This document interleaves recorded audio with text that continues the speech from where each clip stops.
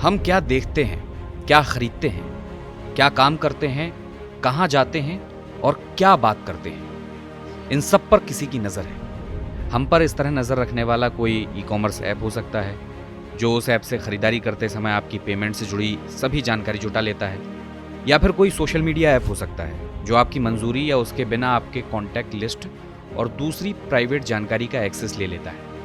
ये कोई loan app भी हो सकता है जो आपकी ज़रूरत और ख्वाहिशों के हिसाब से अपने प्रोडक्ट्स को बेचता है। लेकिन ये एक ग्रे एरिया है, यानी कुछ भी साफ नहीं है। क्या होगा जब आपका पर्सनल डेटा किसी गलत हाथों में पड़ जाए, जैसे किसी हैकर या किसी इंटरनेशनल स्पाई एजेंसी के? क्या होगा जब वे इसका गलत इस्तेमाल करेंगे? और उससे भी बड़ा सवाल ये कि आपकी प्राइवेसी का क्या होगा? इन सवालों के जवाब सरकार के पास हैं, जिसने हाल ही में एक नए डेटा प्रोटेक्शन बिल का ड्राफ्ट जारी किया है। सरकार ने नए draft digital personal data protection यानी DPDP बिल 2022 पर लोगों से उनके विचार मांगे हैं। इस बिल में 30 नियम हैं। सबसे पहले बात करते हैं इस बिल के मकसद की। तो इसका मुख्य उद्देश्य नागरिकों के पर्सनल डेटा से जुड़े मुद्दों पर ध्यान देना है। बिल के हिसाब से डेटा जमा करने वाली संस्था या यूनिट या एजेंसी यूजर्स को ये बताएगी कि उनका डेटा किस उद्देश्य के लिए लिया जा रहा है, और ये जानकारी सरल भाषा में और क्षेत्रीय भाषाओं में देनी होगी। इसके अलावा यूजर्स को पर्सनल डेटा से जुड़ी अपनी मंजूरी वापस लेने और डेटा को डिलीट करने या उसमें किसी तरह का सुधार कराने का भी अधिकार देना होगा।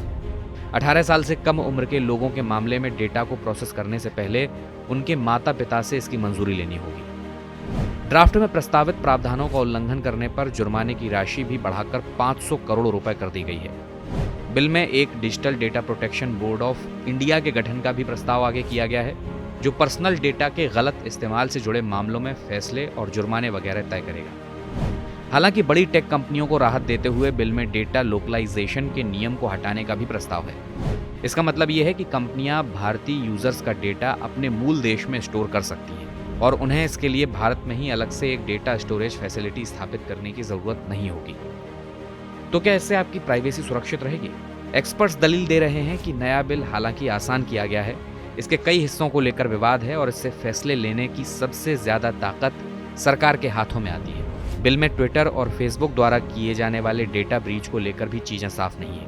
ये साफ नहीं है कि सोशल मीडिया प्लेटफॉर्म्स पर IT नियम लागू होंगे या नहीं, या फिर वे डेटा प्रोटेक्शन कानून के तहत आएंगे। बता दें कि IT नियम इन प्लेटफॉर्म्स को कानूनी जवाबदेही से भी छुटकारा देते हैं। इन खामियों के बावजूद इस बिल के साथ सरकार यूजर्स को 2 विकल्प दे रही है कि या तो अपने डेटा का फ्री एक्सेस दें या फिर उस डेटा को सिरे से डिलीट करा लें।